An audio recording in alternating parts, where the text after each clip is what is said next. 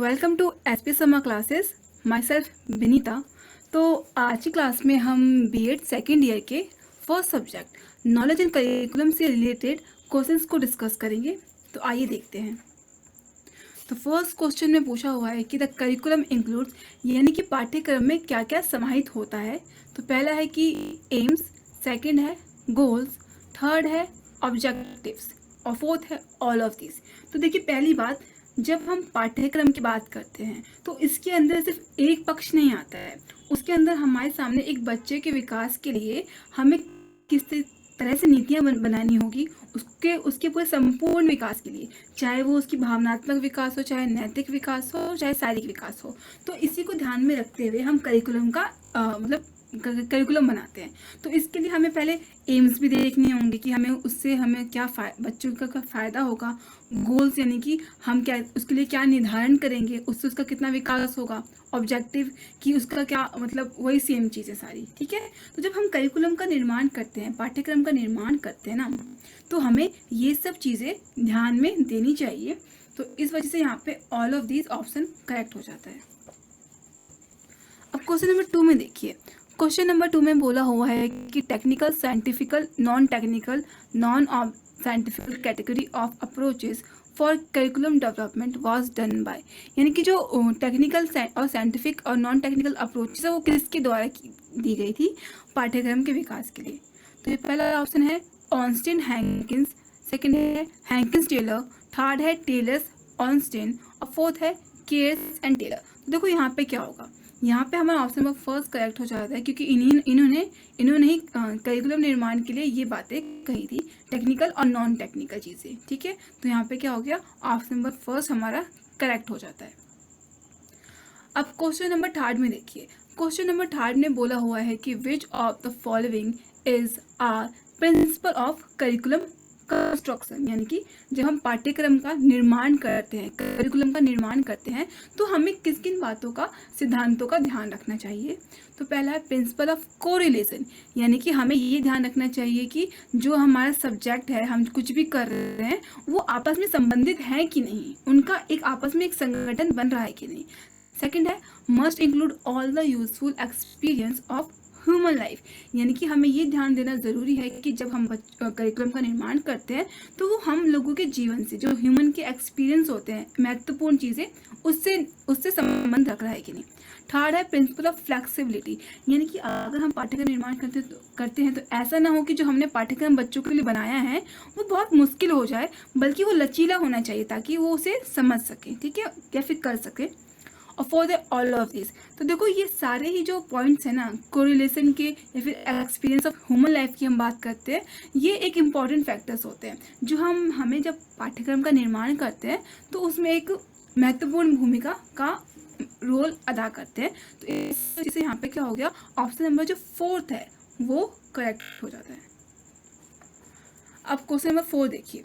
Question number 4 में बोला हुआ है कि curriculum word is drive from, यानी कि जो करिकुलम शब्द है, जो पाठ्यक्रम शब्द होता है, वो किससे लिया गया है। पहला है लैटिन वर्ड करियर, सेकंड है ग्रीक वर्ड कुरियर, थर्ड है अमेरिकन वर्ड कुरियर और फोर्थ है नन ऑफ दिस। तो यहाँ पे हमारा ऑप्शन नंबर फर्स्ट जो है लैटिन वर्ड कुरियर जो है, कि ये क्या है, ये एक लैटिन शब्द है जो कि किससे लिया गया है, जो लैटिन कुरियर से लिया गया है और इसी से हमारा करिकुलम बना हुआ है। अब क्वेश्चन नंबर 5 देखिए। क्वेश्चन नंबर 5 में बोला हुआ है कि द वर्ड करिकुलम मीन्स, यानी कि जब हम पाठ्यक्रम की बात करते हैं, यानी ठीक है, तो वो उसका मतलब क्या होता है। तो पहला है कोर्स टू फोर्स, यानी कि जब हम किसी चीज़ को करवाते हैं तो उसको हम ज़बरदस्ती फोर्स करें। सेकंड है कोर्स टू रन, यानी कि जो जितने भी हम चीज़ें पढ़ाने वाले हैं बच्चों को, जो भी करवाने वाले हैं गतिविधि या फिर एक्टिविटीज़ हो गया, उसकी बात करें कि हमें वो करवाना है। थर्ड है सिलेबस ऑफ स्कूल, देखो सिलेबस के अंदर हमारी सिर्फ पाठ्य सामग्री आती है, यानी कि जो हम बच्चों को, हमें मान लीजिए मैथ पढ़ाना है या फिर साइंस पढ़ाना है तो उसके लिए किताबें हो गई, तो वो होता है पाठ्य वस्तु, जो हमको बच्चों को क्या करना है, पढ़ाना है, तो वो हो गया सिलेबस ऑफ स्कूल, यानी कि हमारे जो स्कूल का जो सिलेबस है उसकी बात हो रही है। फोर्थ ने बोला है ईयरली सिलेबस, यानी कि जो साल भर में हमें बच्चों को पढ़ाना है ना, पाठ्य वस्तु जो लगाएंगे बच्चों को पढ़ाने के लिए, जो हमारी जो किताबें होंगी उसकी बात हो रही है। तो देखो यहाँ पे हमारा ऑप्शन नंबर जो सेकंड है कोर्स टू रन, ये ठीक हो जाता है। क्योंकि देखो, जब हम करिकुलम की बात करते हैं ना, तो हमें ये समझना ज़रूरी है कि करिकुलम सिर्फ किताबी ज्ञान तक सीमित नहीं होता। करिकुलम का एक रूप है जो बहुत बड़ा है, जिसके कारण हम बच्चों के विकास की बात करते हैं, जिसमें उसके हर पक्ष पे आता है, चाहे उसकी शारीरिक पक्ष हो, चाहे भावनात्मक पक्ष हो, या फिर उसकी मूल्य यानी कि वैल्यू की हम डेवलपमेंट की बात करते हैं। ठीक है, तो हम उसके लिए हमें क्या सिर्फ किताबी सिलेबस, और जबकि जो सिलेबस होता है वो सिर्फ एक तरह से किताबी ज्ञान होता है। यानी कि हम हमारे जो मैथ्स की बुक हो गई, साइंस की बुक हो गई, या हिंदी की होगी, कंप्यूटर साइंस की होगी किताब, जो सिर्फ हम पढ़ा रहे हैं, बल्कि करिकुलम का जो स्वरूप है वो बहुत बड़ा होता है। तो ये क्या हो गया, कोर्स टू रन, यानी कि जो हम इसका मतलब ये होता है कि कोर्स जो हम मतलब करवाने वाले हैं, रन करवाने वाले हैं। ठीक है, तो ये क्या हो गया, ऑप्शन नंबर सेकंड करेक्ट हो गया। अब क्वेश्चन नंबर 6 देखिए। क्वेश्चन नंबर 6 में बोला हुआ है कि theory that have observations and scientific study about how people learn, यानी कि ऐसी कौन सी थ्योरी होती है जिसमें क्या होता है, ऑब्जर्वेशन होता है, यानी कि हम क्या करते हैं, अवलोकन, यानी कि हम देखते हैं, और साइंटिफिक यानी कि वैज्ञानिक हम वैज्ञानिक पढ़ाई करते हैं। तो इसको, और जिसमें हम देखते हैं कि लोग कैसे सीखते हैं, लर्न कैसे करते हैं। ठीक है, तो पहला है कंस्ट्रक्टिविज्म, यानी कि संरचनावाद। सेकंड है साइंटिफिक स्टडी, वैज्ञानिक जो हम पढ़ते हैं वो। थर्ड है ग्रुप स्टडी, यानी कि हम जो हम समूह में पढ़ते हैं उसकी बात। फोर्थ है ह्यूमन स्टडी, यानी कि जो हम इंसानों पे पढ़ाई करते हैं उसकी बात हो रही है। तो देखो, जब हमारे यहाँ पे अवलोकन हो रहा है, which is called observation, and scientific यानी कि वैज्ञानिक चीज़ें हम पढ़ाई कर रहे हैं। ठीक है, तो ये क्या हो गया, ये हो गया option number second, scientific study. ठीक है, कंस्ट्रक्टिविज्म में तो हम चीज़ों को बनाते हैं, खुद से कंस्ट्रक्ट करते हैं। ग्रुप स्टडी में तो हम सब समूह में हम पढ़ते हैं। ह्यूमन में तो हम एक मतलब मनुष्य पे हम वो शोध कर सकते हैं। ठीक है, तो यहाँ पे क्या हो गया, सेकंड। अब क्वेश्चन नंबर 8 देखिए। क्वेश्चन नंबर 8 में बोला हुआ है कि अननेचुरलिस्टिक वे, यानी कि जब हम इसमें बात हो रही है प्रगतिवादियों की, जो दर्शन है हमारा, उसके हिसाब से बोला हुआ है। तो वो क्या बिलीव करते हैं, पहला है कि बिलीव स्ट्रांगली इन गॉड, यानी कि भगवान के अस्तित्व में विश्वास करते हैं। सेकेंड है believe ultimate reality is material not spiritual, यानी कि वो विश्वास करते हैं कि जो असली रियलिटी है वो क्या है, वो है मटेरियल, यानी कि जो हमारे जो संसार है ना, चीज़ें हैं हमारे संसार में, उसकी बात हो रही है ना। तो और स्पिरिचुअल की बात नहीं हो रही है, नॉट स्पिरिचुअल, यानी कि आध्यात्मिकता की बात नहीं हो रही है। थर्ड में बोला हुआ है कि believes that nothing is final in the world, यानी कि वो विश्वास करता है कि इस संसार में कोई भी चीज़ अनिश्चित काल तक नहीं रहेगी। ठीक है, तो ये है। फोर्थ है बिलीव्स इन स्पिरिचुअल लाइफ, यानी कि आध्यात्मिकता की बात कर रहे हैं। तो यहाँ पे हमारा ऑप्शन नंबर सेकंड है वो करेक्ट हो जाता है। क्योंकि देखो, नेचुरलिस्टिक में ये बोला जाता है कि जो एक इंसान है, वो जो भी है वो अपनी प्रकृति की वजह से है, जो हमारे जो पर्यावरण है या भौतिक चीज़ें हैं उसकी वजह से हैं। ठीक है, तो यहाँ पे क्या हो गया, प्रकृति हो गई। और ये लोग स्पिरिचुअल में बिलीव नहीं करते थे, उन्होंने ईश्वर के अस्तित्व को नकारा है। उन्होंने कहा है कि जो कुछ भी है वो हमारी प्रकृति के कारण है, और कहीं ना कहीं हमारा जो एक बच्चे का जो विकास होना सबसे अच्छा वो तभी होगा जब आप उसको प्रकृति में छोड़ दोगे, यानी कि जो उसकी नेचुरल फॉर्म में वो डेवलप हो रहा है ना। तो हम ये बोला जाता है। और यहाँ तक भी बोला जाता है कि हम इंसान क्या करते हैं कि हम जबरदस्ती, मतलब नेचुरलिज्म में बोला जाता है, प्रकृतिवाद में, कि जबरदस्ती उनके जो संरचना में मतलब बाधा डालते हैं, उनको जबरदस्ती सिखाते हैं। तो ये बिलीव करते हैं कि हमें जैसी चीज़ें वैसी ही रहने देनी चाहिए नेचुरल वे में, है ना। तो यहाँ पे हमारा ऑप्शन नंबर जो सेकंड है वो करेक्ट हो जाता है कि वो क्या बिलीव करते हैं, मटेरियल में, सच्चाई में बिलीव करते हैं, और स्पिरिचुअलिटी में बिलीव नहीं करते हैं, भगवान में बिलीव। ठीक है, तो यहाँ पे ऑप्शन नंबर सेकंड हमारा सही हो जाता है। अब क्वेश्चन नंबर 9 देखिए। क्वेश्चन नंबर 9 में बोला हुआ है कि which philosophy is the youngest philosophy, यानी कि इनमें से कौन सी फिलोसफी सबसे यंगेस्ट, यानी कि सबसे नवीन, यानी कि अब तक मतलब सबसे ज़्यादा अब पहले की है, नई की बात होगी। ठीक है, तो फर्स्ट है आइडियलिज्म, यानी कि आइडियलिज्म, और सेकेंड है मार्क्सिज्म, थर्ड है एग्जिस्टेंशलिज्म, और फोर्थ है रियलिज्म। तो देखो यहाँ पे हमारा ऑप्शन नंबर थर्ड जो है एग्जिस्टेंशलिज्म सही हो जाता है, जो कि 19th सेंचुरी में लिया गया है। ठीक है, अब क्वेश्चन नंबर 10 देखिए। क्वेश्चन नंबर 10 में बोला हुआ है कि वो introduce existentialism was introduce by whom. Okay, तो इसका मतलब ये है कि जो अस्तित्ववाद है वो किसने, मतलब उसके जन्मदाता कौन है, या फिर किसने वो लेके आए थे। ठीक है, तो पहला है कि फर्स्ट है जेन थॉमस पीटर, सेकंड है जॉन लोकी, थर्ड है किर्केगार्ड और फोर्थ है टेलर श्रॉफ। तो यहाँ पे हमारा क्या हो गया, option number third which is Kierkegaard. Okay, अब क्वेश्चन नंबर 11 देखिए। क्वेश्चन नंबर 11 में बोला हुआ है कि जीन पॉल सार्टर वाज, यानी कि जो जीन पॉल सार्टर थे वो कौन थे। तो पहला है फ्रेंच राइटर, सेकंड है अमेरिकन फिलोसोफर, थर्ड है जर्मन आइडलिस्ट और फोर्थ है नन ऑफ द अबव। तो देखिए यहाँ पे हमारा ऑप्शन नंबर जो फर्स्ट है फ्रेंच राइटर, क्योंकि ये जो जीन पॉल सार्टर थे वो एक नास्तिक दर्शन को मानते थे, ठीक है, और ये कहीं ना कहीं फ्रेंच राइटर थे वो हमारे। तो यहाँ पे हमारा ऑप्शन नंबर फर्स्ट जो है वो करेक्ट हो जाता है।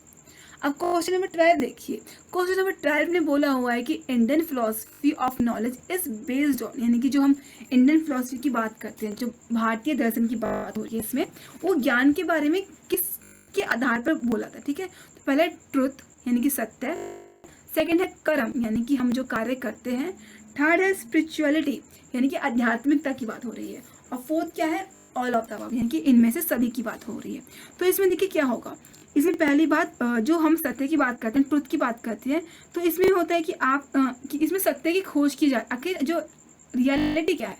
जो कर्म होता है वो ये होता है कि आप इंसान जो होता है वो जो भी काम करता है ना, उसके लिए खुद का उसका अगर वो खुश भी है या फिर दुखी भी है, वो उसके कर्म के आधार पे होता है, इसमें ये बोला जाता है। स्पिरिचुअलिटी में स्पिरिचुअलिटी आध्यात्मिकता की बात की जाती है। तो यहाँ पे क्या हो गया, ऑल ऑफ द अबव, क्योंकि ये कहीं ना कहीं हमारे ज्ञान में या फिर फिलोसफी में हमारे इनका रोल होता है कहीं ना कहीं, ठीक है।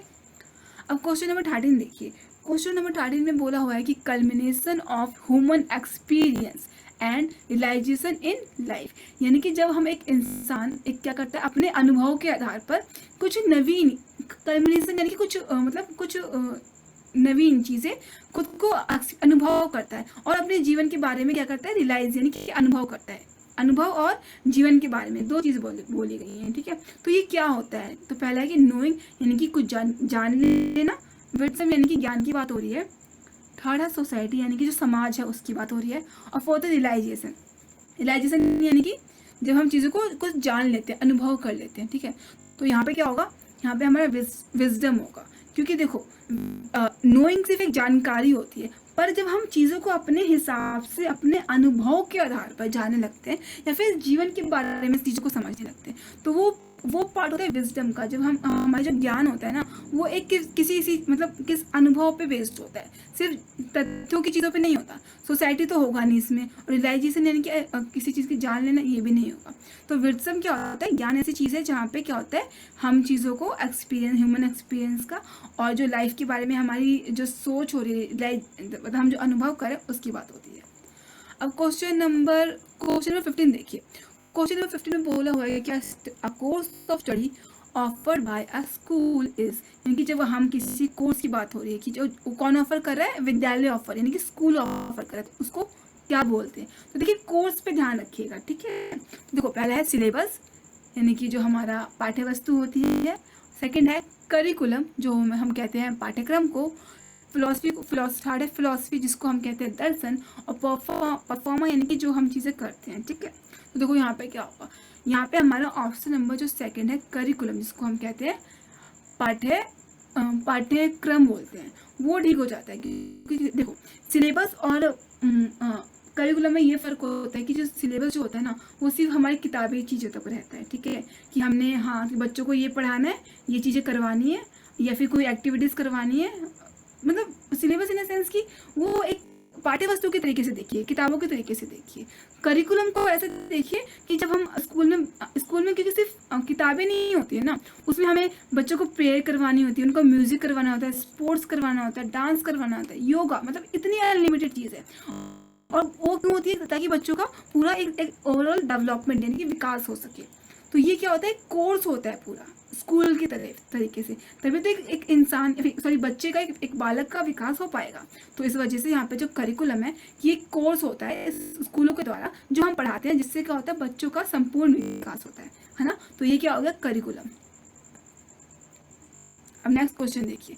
नेक्स्ट क्वेश्चन में बोला हुआ है कि करिकुलम इंक्लूड्स, यानी कि जब हम पाठ्यक्रम को बनाते हैं ना, तो तब वो क्या क्या उसके अंदर इंक्लूड करेंगे। पहला है प्लानिंग, यानी कि हम जब पाठ्यक्रम बनाते हैं तो हम ये प्लान करेंगे कि हमें क्या क्या चीज़ें इसमें बच्चों के लिए निर्धारित करनी है। सेकेंड है डिज़ाइनिंग, यानी कि एक ब्लूप्रिंट बना के तैयार करेंगे कि हाँ ये सब चीज़ें करवानी है।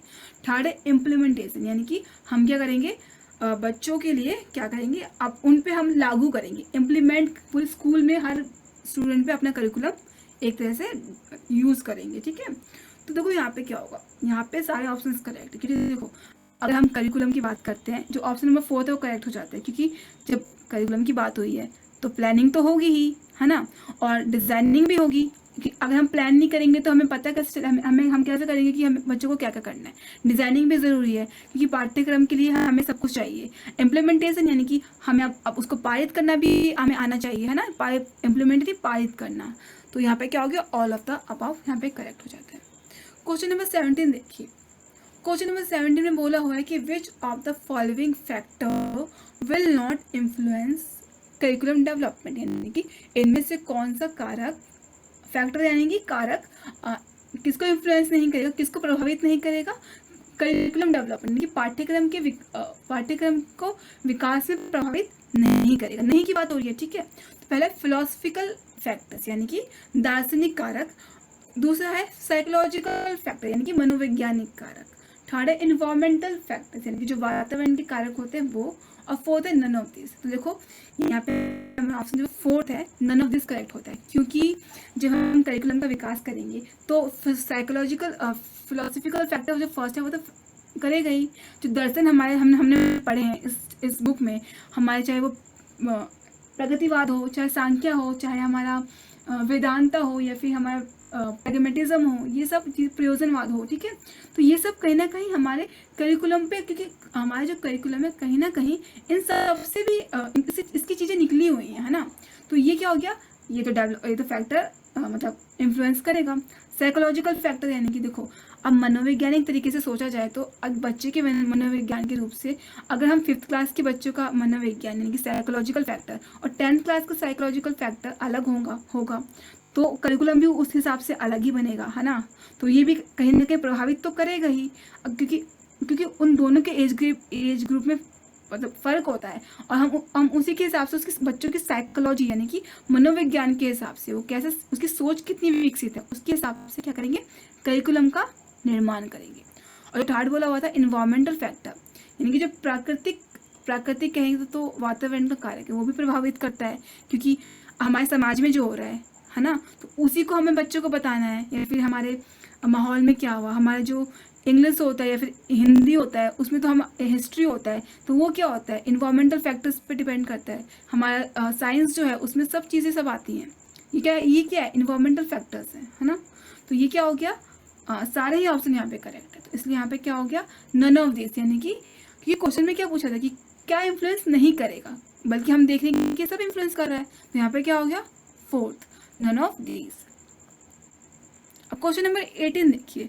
क्वेश्चन नंबर 18 में बोला हुआ है कि फिलोसफी एंड एजुकेशन आर, यानी कि जो दर्शन और जो हमारा शिक्षा होती है एजुकेशन होता है उसके बारे में बताइए। तो पहला है इंटरडिपेंडेंट यानी कि एक दूसरे पर क्या होना, आश्रित होना, मतलब एक के बिना दूसरे का काम नहीं होगा, ठीक है, इंटरडिपेंडेंट। सेकेंड है इंटर रिलेटेड यानी कि आपस में संबंधित है, ठीक है। और थर्ड है बोथ 1 and 2 और फोर्थ है नन ऑफ दिस। तो यहाँ पे हमारा थर्ड जो है बोथ 1 and 2 वो करेक्ट हो जाता है, क्योंकि जो दर्शन होता है वो जो शिक्षा होती है वो कहीं ना कहीं आपस में संबंधित है और एक दूसरे पर आश्रित भी है। क्योंकि हमने जो दर्शन पढ़े इतने सारे, सांख्य फिलॉसफी हो गया, वेदांता फिलॉसफी हो गया, और ये या फिर हम कह सकते हैं कि हम पढ़ते हैं प्रयोजनवाद हो गया, प्रैग्मेटिज्म हो गया, है ना। तो ये कहीं ना कहीं ये हमारे एजुकेशन सिस्टम पे भी क्या कह रहे हैं डिपेंड कर रहा है। हम उसको यूज़ कर रहे हैं हम बच्चों को पढ़ाने के लिए किसी न किसी, जैसे हम प्रैग्मेटिज्म की बात करते हैं, ठीक है, एक एग्जांपल देती हूँ। तो उसमें क्या था कि हम प्रयोजनवाद, उसमें ये था कि हमें चीज़ों को टाइम के साथ चेंज करता रहना चाहिए, जो हमारा अप टू डेट इन्वायरमेंट है उसके हिसाब से वो व्यवहारवाद पे यानी कि चेंजेस पे बिलीव करते हैं। तो वो भी देखा जाए तो ये हमारे एजुकेशन में है ना। तो ये क्या हो गया इंटरडिपेंडेंट और इंटर रिलेटेड यानी कि आपस में संबंधित होना, ठीक है। तो ये यहाँ पे ऑप्शन नंबर जो थर्ड है वो करेक्ट हो जाता है। अब क्वेश्चन नंबर 19 देखिए। क्वेश्चन नंबर 19 में बोला हुआ है कि process through which we can get the exact idea, यानी कि ऐसा कौन सा प्रोसेस है जिससे हम ये एक आइडिया ले लेते हैं, है ना, कि of what student have actually learned in the teaching, यानी कि हम आइडिया ले लेते हैं कि बच्चों ने आखिर क्या सीखा है, जो हमने उनको टीचिंग करा दी है, यानी कि हमने उनको पढ़ा दिया है तो उन्होंने क्या सीखा है। तो पहला है फीडबैक। फीडबैक यानी कि प्रतिपुष्टि, यानी कि हम क्या करते हैं, जब बच्चे पढ़ लेते हैं क्लास ओवर होने के बाद, हम ये जानना चाहते हैं कि बच्चों को कितना आया, तो हम उनसे पूछेंगे। सेकंड है एवोल्यूशन, जिसका मतलब होता है मूल्यांकन, कि हम क्या करते हैं यूनिट खत्म होने के बाद या फिर पूरा साल खत्म होने के बाद हम बच्चों का मतलब मूल्यांकन करते हैं, एवोल्यूशन करते हैं, जिसके अंदर हमारे बहुत सारी चीज़ें आती हैं, सम्मेटिव होते हैं, फॉर्मेटिव हो गया, टेस्ट हो गए, ये सब आते हैं, है ना। तो और थर्ड था क्वेश्चन आंसर्स। तो क्वेश्चन आंसर्स में तो खाली हम क्वेश्चन आंसर्स पूछेंगे, for the none of this. तो देखो यहाँ पे क्या हो गया, यहाँ पे हो गया एवोल्यूशन, क्योंकि जब हम बच्चों को पढ़ा चुके हैं, ठीक है, तो हमारा सबसे अच्छा तरीका ये है कि या तो हम फॉर्मेटिव या फिर समेटिव या फिर कोई भी किसी भी टाइप से एवोल्यूशन कर सके, क्योंकि मूल्यांकन जो बहुत बड़ा स्वरूप होता है ना।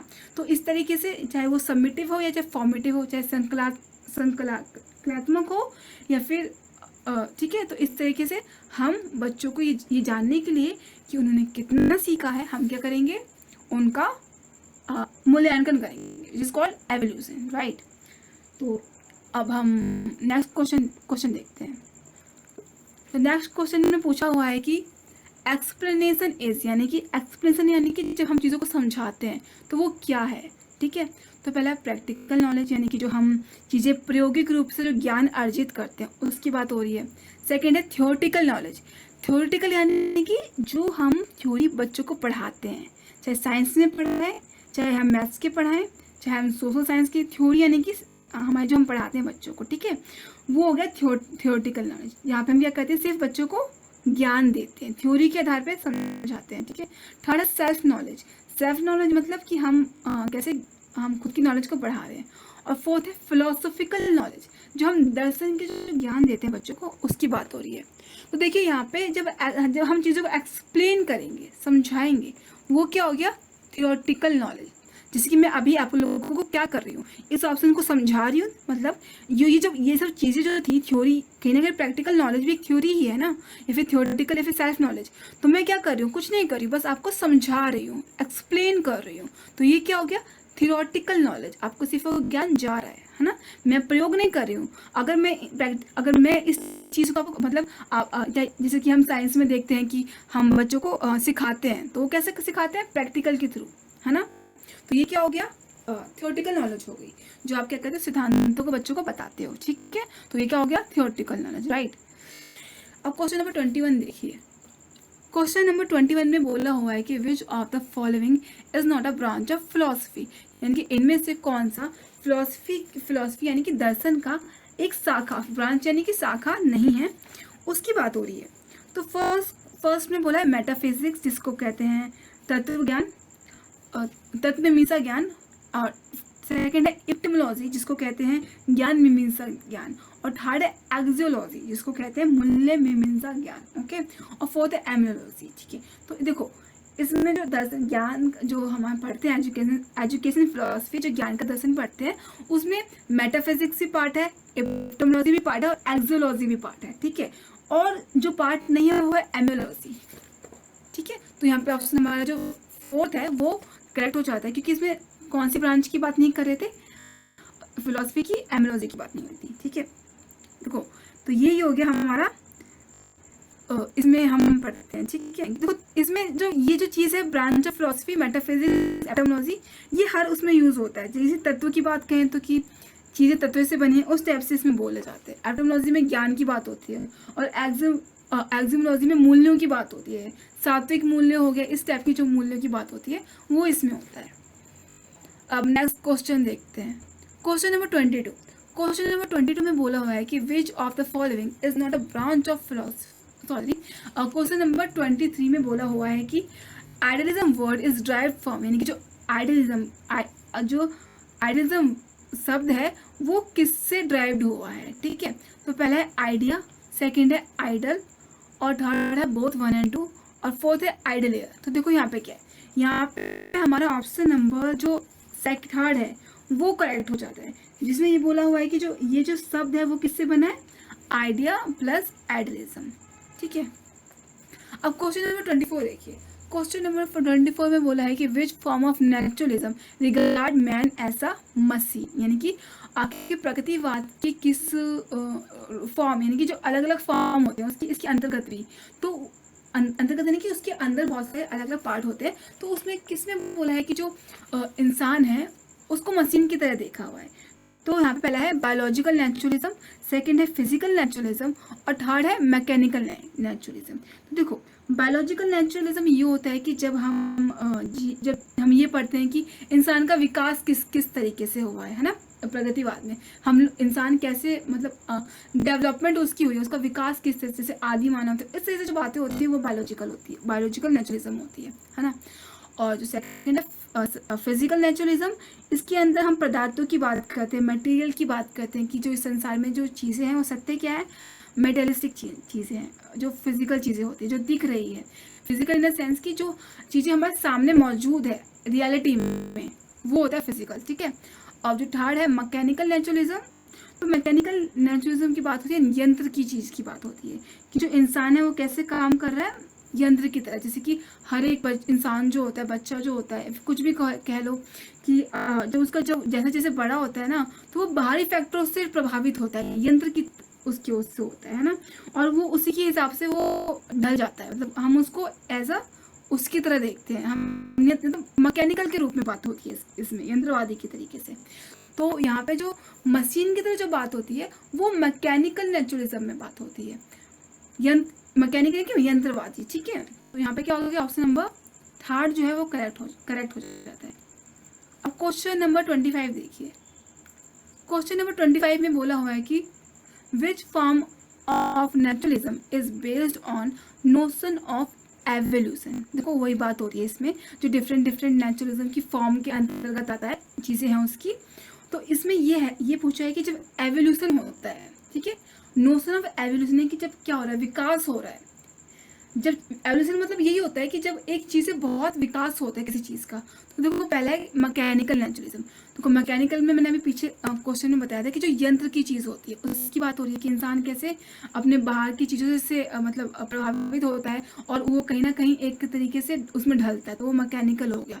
सेकेंड था फिजिकल नेचुरलिज्म, जो हम भौतिक हमारे जो भौतिक जो चीज़ें हैं, जो हमारी चीज़ें सामने मौजूद है प्रकृति में, उसकी बात हो रही है। बायोलॉजिकल ये हो गया कि जिसमें क्या होता है कि हम देखते हैं कि इंसान का विकास कैसा हो रहा है, वही जो हम इंसान आदि मानव की मैंने बात की थी कि कैसे कैसे हमारे लोगों का विकास हुआ, कहाँ से हम चले थे, हमारे अंदर क्या हो रहा है, एवोल्यूशन हो रहा है। ये क्या हो गया, बायोलॉजिकल हो गया, है ना। तो ये क्या हो गया, इसका आंसर हमारा थर्ड हमें करेक्ट दिख रहा है, तो इसका ऑप्शन नंबर थर्ड जो है वो करेक्ट है। और जो फोर्थ है ह्यूमनिस्टिक नेचुरलिज्म, इसके अंदर हम इंसानों की ज़रूरतों के हिसाब से बात होती है कि हम इंसानों को क्या क्या चीज़ों की ज़रूरत होती है ना। तो जब चीज़ों की ज़रूरत होती है हम उसी के हिसाब से हम अपने कार्य करते हैं, और नीड्स यानी कि ज़रूरत की बात होती है इसमें।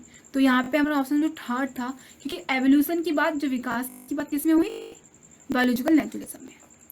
अब क्वेश्चन नंबर 26 देखिए। क्वेश्चन नंबर 26 में बोला हुआ है कि which form of naturalism studies the external nature, यानी कि कौन सी ऐसी नेचुरलिज्म है जिसमें हम बाहरी तत्व की बात करते हैं कि हमारे जो हम जो पढ़ाई करें, जो प्रगतिवाद के अंदर एक्सटर्नल फैक्टर यानी कि जो बाहरी तत्वों से निर्धारित हो रही है। तो पहला फिजिकल नेचुरलिज्म, ठीक है, फिजिकल यानी कि भौतिक संसार यानी कि फिजिकल यानी कि जो बाहरी चीज़ें होती हैं, है ना। तो देखो ये क्या हो गया, एक्सटर्नल चीज़ हो गई, बाहर की चीज़ हो गई। तो ऑप्शन नंबर फर्स्ट हमें ऐसी करेक्ट दिख रहा है। मैकेनिकल में वही जो यंत्र की चीज़ें की बात हो रही है। इन्वायरमेंटल में तो हम उसकी बात करते हैं कि हमारा जो पर्यावरण की हमारे जो फैक्टर्स हैं। और बायोलॉजिकल में वही था कि हमारा जो विकास है वो किस तरीके से हुआ है ना। तो यहाँ पे क्या हो गया, ऑप्शन जो फर्स्ट है वो करेक्ट हो जाता है। अब क्वेश्चन नंबर 27 देखिए।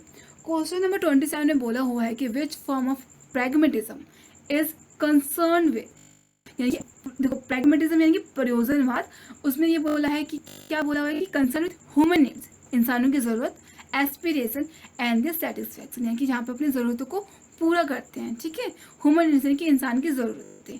और देखो तो प्रयोजनवाद क्या होता है कि प्रयोजनवाद के अंदर यानी कि प्रैग्मेटिज्म के अंदर, तो पहले बायोलॉजिकल प्रैग्मेटिज्म, तो देखो ये नहीं होगा। बायोलॉजिकल में तो ये होता है कि हम इंसान का कैसे डेवलपमेंट हो रहा है। इन्वायरमेंटल प्रैग्मेटिज्म यानी कि पर्यावरण की बात हो रही है। एक्सपेरिमेंटल प्रैग्मेटिज्म, हम चीज़ों को प्रयोग करने लगते हैं, है ना, उसकी हमारी चीज़ों में व्यवहार में बदलाव है। फोर्थ है ह्यूमनिस्टिक प्रैग्मेटिज्म, जो इंसान की ह्यूमनिस्टिक यानी कि ज़रूरत की हिसाब से होता है। देखो यहाँ पे क्या हो गया, ऑप्शन नंबर 4 करेक्ट हो जाता है, which is called humanistic pragmatism. प्रयोजनवाद, इंसान की जो उसकी बात हो रही है, क्योंकि जब हम इंसानों की ज़रूरतों की बात करते हैं तो वो क्या होता है, ह्यूमनिस्टिक प्रैग्मेटिज्म, ठीक है। तो यहाँ पे हमारा ऑप्शन नंबर 4 है वो करेक्ट हो जाता है। अब क्वेश्चन नंबर 28 देखिए। क्वेश्चन नंबर 28 में बोला हुआ है कि all the experience which are utilized by the school to attain the aims of education is known as, यानी कि जो भी एक्सपीरियंस हम क्या करते हैं, यूटिलाइज करते हैं, हम ये अनुभव, ये एक्सपीरियंस लेते हैं कि हमें जो एम्स ऑफ एजुकेशन में मतलब हमारा जो शिक्षा का उद्देश्य है स्कूल, हाँ ना, वो कैसे पूरा होगा। जो स्कूल ये जब ये सब करता है तो वो क्या कहता है, उसे क्या कहते हैं। पहले करिकुलम यानी कि जो पाठ्यक्रम है, सेकेंड है सिलेबस विच इज़ कॉल्ड पाठ्यवस्तु, थर्ड है को करिकुलम एक्टिविटीज़, जो हम बाहरी चीज़ें करते हैं यानी कि और एक्स्ट्रा चीज़ें करते हैं, जिसमें हमारा music, sports, dance, yoga, school trips, ये सब आ गया। और फोर्थ है नन ऑफ दिस, ठीक है। देखो यहाँ पे क्या होगा, यहाँ पे हमारा ऑप्शन में जो फर्स्ट है वो करेक्ट हो जाता है, क्योंकि जो करिकुलम होता है उसके अंदर से हमारा सिलेबस भी आता है, को करिकुलम एक्टिविटीज़ भी आती है, अब और हमारा बहुत सब सारी चीज़ें आती है ना। तो ये क्या होता है, एक्सपीरियंस पे बेस्ड होता है, जो स्कूल उस पर यूटिलाइज करते हैं कि हमें बच्चों को कैसे अपने जो शिक्षा का उद्देश्य पूरा करने के लिए हमें कैसे कैसे क्या करना चाहिए। तो वो क्या हो गया, करिकुलम विच इज़ कॉल्ड पाठ्यक्रम। ओके, तो ये क्या हो गया, ऑप्शन नंबर फर्स्ट यहाँ पे करेक्ट हो जाता है। अब क्वेश्चन नंबर 29 देखिए। क्वेश्चन नंबर 29 में बोला हुआ है कि स्कूल इज अ, देखिए विद्यालय जो होता है वो क्या है, पहले मिनिएचर सोसाइटी। मिनिएचर यानी कि मिनिएचर मतलब ये होता है कि जब हम मिनिएचर, देखो जब हम किसी चीज़ का छोटा ढांचा बनाते हैं, ठीक है, किसी बड़ी बड़ी संरचना का, या फिर हम कह सकते हैं कि बड़ी चीज़ का छोटा सा ढांचा बनाया है, उसको मिनिएचर कहते हैं। सोसाइटी, समाज तो हमारा बहुत बड़ा होता है, इतना बड़ा, ठीक है, बहुत ज़्यादा, तो उसका जो छोटा सा रूप है उसको स्कूल कहते हैं। सेकंड है फॉर्मल सिस्टम, यानी कि जहाँ पे चीज़ें सलीके से हों, जो चीज़ें कुछ भी नहीं हो, मतलब उसका एक तरीका हो, उसका पैटर्न हो, बच्चों को क्या करना है, पंक्चुअलिटी, इन सब की बात होती है, वो फॉर्मल सिस्टम होता है। तो स्कूल के बारे में दो चीज़ें बोल रहे हैं, तो हमें पता नहीं कि क्या सही है, पहले बोथ 1 और 2, और फोर्थ है नन ऑफ दिस। देखो यहाँ पे क्या होगा, यहाँ पे हमारा ऑप्शन में जो थर्ड है वो करेक्ट हो जाता है, जिसे कहते हैं बोथ 1 और 2, क्योंकि देखो हमारा जो स्कूल होता है वो एक समाज का छोटा सा रूप है, जहाँ पे बच्चे अपने बच्चों से मिलते हैं, शिक्षक उन्हें बताते हैं, तो हम सीखते हैं वहाँ पे कि हमें समाज में कैसे रहना है। तो ये क्या हो गया, सोसाइटी का छोटा सा ढांचा हो गया, मिनिएचर हो गया। फॉर्मल सिस्टम भी है, क्योंकि यहाँ पे हम लोग सिर्फ एक ड्रेस कोड है, यहाँ पे हमें चीज़ों को एक बच्चों को सही तरीके से सिखाना है, डिसिप्लिन में रखना है, उनको हर चीज़ करवानी है, ठीक है। तो ये क्या है, ये फॉर्मल सिस्टम का रूप है। तो यहाँ पे option number third both and 1 और 2 करेक्ट है। अब क्वेश्चन नंबर 30 देखिए। क्वेश्चन नंबर 30 में बोला हुआ है कि what does facet means. First है बिग फेस, सेकेंड है लिटिल फेस, थर्ड है सिंथेसाइसिस, और फोर्थ है एप्लीकेशन यानी कि उसको प्रयोग करना। तो यहाँ पे फेसेट का मतलब होता है option number second which is called little face. अब क्वेश्चन नंबर 31 देखिए। क्वेश्चन नंबर 31 में बोला हुआ है कि the quality of having experience, the quality of having experience यानी कि ये जानना, एक्सपीरियंस यानी कि अनुभव होना, knowledge and good judgement, the quality of being wise, यानी कि ये पहली बात एक्सपीरियंस की बात हो रही है, यानी कि अनुभव होना। ये आपके पास ये पूछा हुआ है कि जब आपके पास ये खूबी होती है ना, अनुभव की, ज्ञान की, और गुड जजमेंट यानी कि आप कोई भी फैसला, जजमेंट यानी कि आप कोई भी फैसला ले सकते हो, सही या गलत का सही, ठीक है। The quality of being wise, अब और ये साथ में आपके पास क्या है, चालाकी, वाइज यानी कि समझदार होना, उस तरीके से बात हो रही है। तो इसको क्या कहेंगे, ये बोला है। पहला है कि इसको आप ज्ञान कहोगे, सेकेंड है इसको इंफॉर्मेशन यानी कि जानकारी कहोगे, थर्ड है विजडम यानी कि जो ज्ञान होता है उसकी बात हो रही है, और फोर्थ है नॉलेज। देखो ये ऑल ऑफ द अबव, तो देखो यहाँ पे हमारा विजडम हो जाता है, जो हमारी जो ज्ञान की बात होती है, बिल्कुल जो इंसान एक उसके पास एक सोच होती है कुछ करने की, फिर समझने की, जो उसके एक्सपीरियंस पे बेस होती है, जब वो चीज़ों को करता है उसका एक्सपीरियंस आता है, वो सही और गलत में फैसला कर पाता है, तो ये क्या होगा, एक विजडम का हिस्सा होता है। ठीक है, अब नेक्स्ट क्वेश्चन देखते हैं। Question number 32। क्वेश्चन नंबर 32 में बोला है अकॉर्डिंग अकॉर्डिंग टू वूम, यानी कि ये बात किसी के द्वारा कही गई है और हमें ये बताना है। ठीक है, तो पहला है कि अकॉर्डिंग किसके द्वारा कही गई है। Curriculum includes all the experience that a child receives inside and outside the school, यानी कि जो पाठ्यक्रम होता है, करिकुलम होता है, वो दरअसल एक अनुभव होता है जो बच्चा क्या करता है अपने घर, inside and outside the school, यानी कि जो बाहर और मतलब स्कूल में कैसे बिहेव करना है, वो चीज़ वो अनुभव करता है उसके जरिए। In a programme which are chalked out to help in developing is intellectual, इससे क्या होता है अगर और करिकुलम से क्या होता है कि बच्चों का क्या मदद हो रही है विकास में, इंटेलेक्चुअल यानी कि उसकी बौद्धिक विकास, फिजिकल यानी कि शारीरिक विकास, इमोशनल संवेगात्मक यानी कि जो इमोशंस की बात होती है, भावनाओं की बात होती है, सोशल यानी कि सामाजिक विकास भी हो रहा है, स्पिरिचुअल आध्यात्मिक विकास भी हो रहा है, और मोरल एक्सपेक्ट यानी कि जो उसकी हम मोरल कह सकते हैं, उसकी नैतिक विकास की बात होती है, उसकी बात कर रहा है। तो देखो यहाँ पे क्या हुआ, यहाँ पे ये जो बातें कही गई हैं वो क्रो एंड क्रो के जरिए कही गई है, जो हमारे जो ये थे उन्होंने ये कहा है। ठीक है, जेम्स मैकवर्ड ने नहीं कहा, हरलॉक ने नहीं कहा, टेलर ने भी नहीं कहा। तो यहाँ पे क्या हो गया, option number first crow and crow. अब क्वेश्चन नंबर 33 देखिए। क्वेश्चन नंबर 33 में बोला हुआ है कि which of the following statement is true, यानी कि इनमें से कौन सी बात सही है। तो पहला बोला है कि curriculum is based on the social aspiration of society, यानी कि ये किस पे निर्भर करता है, हमारे जो समाज में जो चीज़ें हो रही है ना, एस्पिरेशन, उससे ये कहने का लिंक है। सेकेंड है curriculum outlines the goals and aims of the programme, यानी कि करिकुलम पाठ्यक्रम क्या करता है, एक तरह से जो हमारा उद्देश्य होता है या फिर जो हमारे जो प्रोग्राम हम पढ़ रहे हैं उसको क्या करता है, आउटलाइन की शेप देता है कि हमें बच्चों को क्या पढ़ाना है क्या नहीं पढ़ाना, उसका एक ढांचा एक आउटलाइन बना के रखता है। इस हमारे जो तो वो एक तरह का प्रोग्राम है, उसकी बात हो रही है। थर्ड है curriculum is express as goals and aims of the programme, यानी कि हम करिकुलम को कैसे बता सकते हैं, एक्सप्रेस कर सकते हैं, गोल्स के थ्रू, एम्स के थ्रू, यानी कि हमारा क्या उद्देश्य है, हमारे क्या हम क्या करना चाहते हैं, है ना, बच्चों के विकास, बच्चों के ओवरऑल डेवलपमेंट के लिए, उसकी बात हो रही है।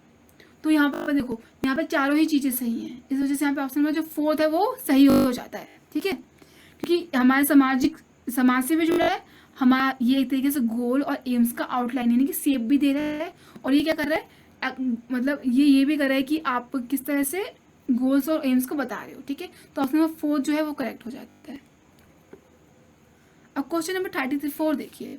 क्वेश्चन नंबर 34 में बोला हुआ है कि which one of the following is not the part of participatory approach. तो देखो यहाँ पे हम इसे करिकुलम से जोड़ के देखते हैं, क्योंकि देखो जब हमारा करिकुलम बनता है ना, तो क्या होता है कि हमें इससे बनाने के लिए हमें लोगों की ज़रूरत पड़ती है। ठीक है, जैसे कि हमें अगर करिकुलम बनाना है तो हमें किस किस की मदद लेनी पड़ेगी, हमें टीचर्स की ज़रूरत होगी, हमको पेरेंट्स की ज़रूरत होगी, हमको मनोवैज्ञानिक यानी कि एक साइकोलॉजिस्ट की भी ज़रूरत पड़ेगी जो बच्चों को पता है, और जो हमारे जो एजुकेशनलिस्ट जितने बड़े बड़े भी जो डिपार्टमेंट है उसकी ज़रूरत पड़ती है। तो ये सब मिलकर क्या करते हैं, पार्टिसिपेटरी अप्रोच, मिलकर करिकुलम की डेवलपमेंट करते हैं। और तो हमें यही बता रहे हैं इसमें कि इनमें से कौन सा पार्ट इनमें से नहीं है। पहले जनरल, फर्स्ट ऑप्शन था जनरल कॉन्सेप्ट रिगार्डिंग करिकुलम, यानी कि क्या हो रहा है कि अब इन सब लोगों का एक जनरल कॉन्सेप्ट होना चाहिए, यानी कि अगर हम पढ़ा रहे हैं तो इन सब का मतलब करिकुलम बना रहे हैं, पाठ्यक्रम बना रहे हैं, तो इन सब लोगों का एक मिला जुला एक अप्रोच होनी चाहिए, यानी कि एक उनकी सोच होनी चाहिए, कॉन्सेप्ट होना चाहिए हमें पाठ्यक्रम को लेके, है ना, कि हमें बच्चों को क्या पढ़ाना है और क्यों पढ़ाना है, उसका रीज़न तो होना चाहिए, तो एक जनरल बात आनी चाहिए। सेकेंड है क्रिटिकली एनालिसिस एंड रिफ्लेक्टिंग, अगर वो करिकुलम बन रहा है तो बहुत अच्छी तरीके से उसका एनालिसिस यानी कि विश्लेषण होना चाहिए उसका, रिफ्लेक्टिंग यानी कि उससे क्या प्रभाव पड़ेगा बच्चों पे, है ना, उस करिकुलम का, ये भी होना चाहिए। फिर है नॉट यूज ऑफ एवोल्यूशन, यानी कि हम इसमें मूल्यांकन हम ये करेंगे कि करिकुलम में मूल्यांकन नहीं करेंगे। ठीक है, ये चीज़ बोल रहे हैं। फोर्थ है developing strategies for action.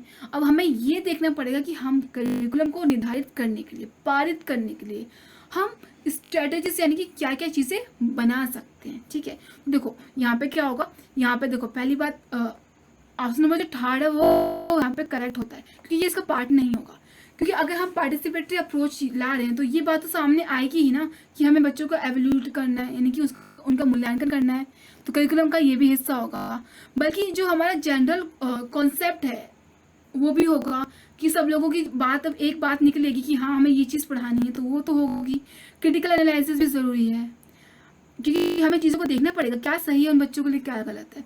Fourth हम स्ट्रेटेजी भी हमें बनानी पड़ेगी, कैसे हमें उन्हें पढ़ाना है। तो यहाँ पे क्या हो गया, ऑप्शन नंबर जो था वो सही नहीं था।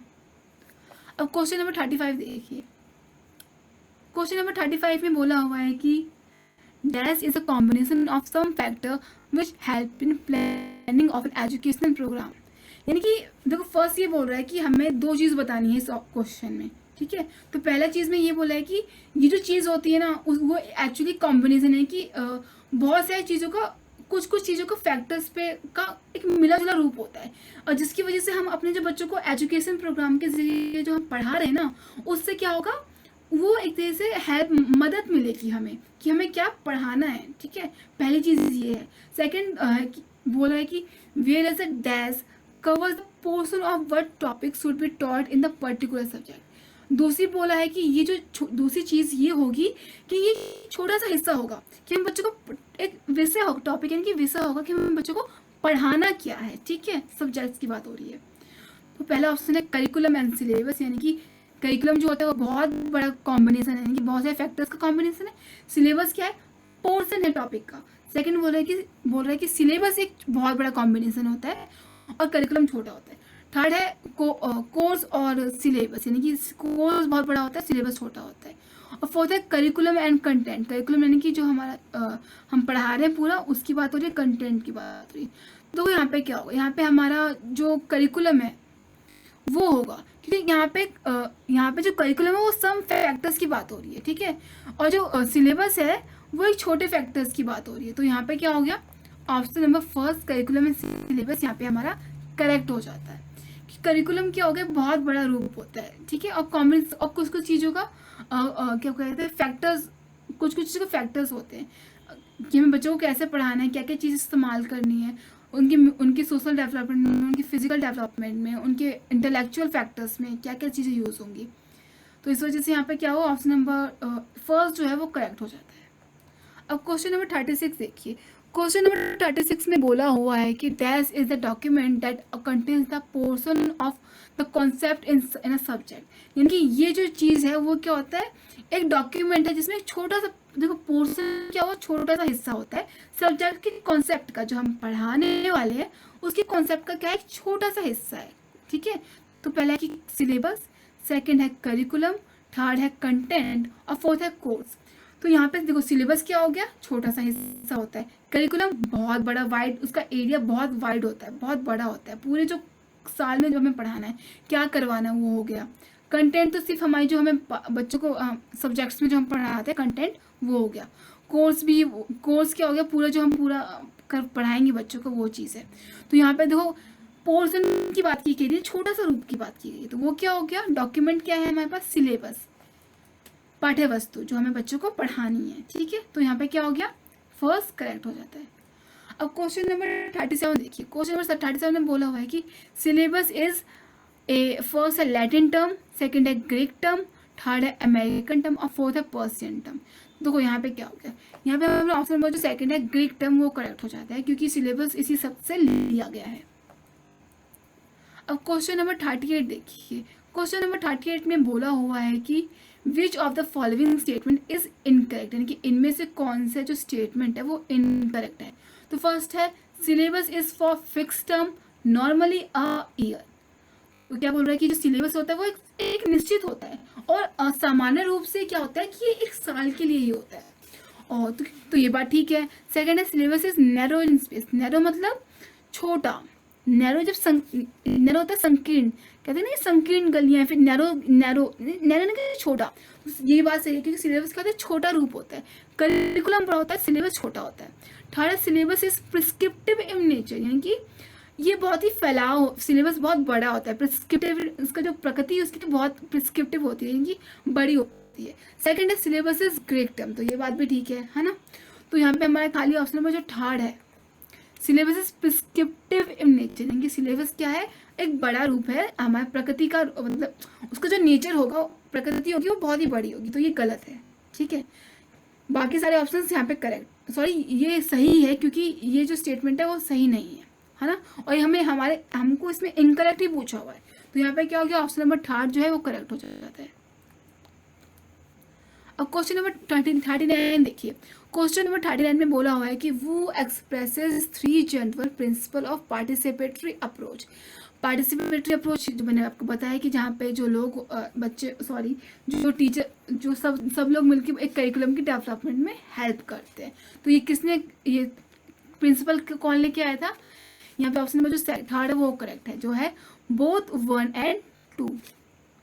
अब क्वेश्चन नंबर 40 देखिए, क्वेश्चन नंबर 40 में बोला हुआ है कि education according to the pragmatist, यानी कि जो प्रयोजनवाद के अंतर्गत जो शिक्षा होती है उसमें जो ये प्रैग्मेटिस्ट हैं वो उनके हिसाब से शिक्षा कैसी होती है। पहला है वोली पीपल ओरिएंटेड, यानी कि ये सिर्फ छात्र के आधार पर होती है।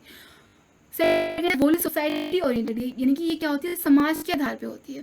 थर्ड है वोली प्रपोजिव, ठीक है। और फोर्थ है वोली इंटरडिसिप्लिनरी, यानी कि क्या होती है, सिर्फ किताबी ज्ञान पर निर्भर होती है। तो देखिए जब प्रैग्मेटिस्ट होते हैं वो एक चीज़ पे विश्वास करते थे कि जो हमें बच्चों को पढ़ाई करवानी है तो ना ही हमें उनको खुली छूट देनी है, मतलब कि उनको जो करना है करो, वो नहीं होगा।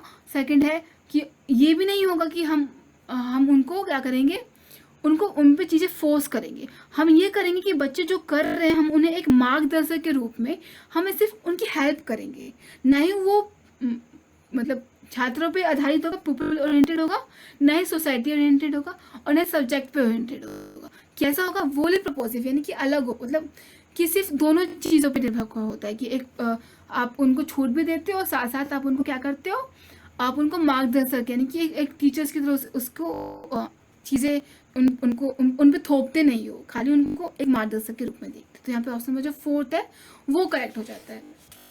तो ये थे हमारे आज के क्वेश्चंस। नेक्स्ट क्लास में हम पेपर सेकंड जो है उसकी क्वेश्चंस डिस्कस करेंगे। तो आज क्लास के लिए बस इतना ही।